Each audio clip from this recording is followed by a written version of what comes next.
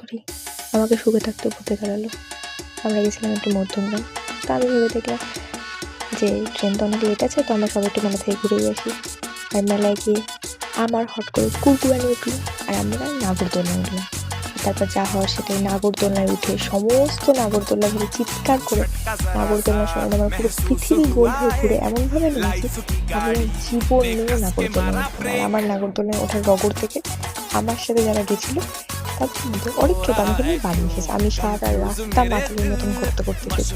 আমি আর জীবনে নাগরদোলনা উঠছি, জীবন নিয়ে না। আমি নাগরদোলনায় উঠে যে হারে চিৎকার করেছি, আমার রীতিমতো গলা 2-3 বার হয়েছিল। আমি জীবনে আর কোনো দুরন্ত জিনিস উঠবো না। আমার বিরাট ঠিক হয়ে গেছে। আমি তোমাদের বলতে, যাদের সমস্যা আছে বুকে ব্যথা, মাথা যন্ত্রণা, তারা কেউ নাগরদোলনা বা এই ধরনের জোরে স্পিডে চলা কোনো জিনিসের উঠো না, খুব ভয় লাগে, খুব। আমি তো জীবনে উঠি না, জীবন নিয়ে না।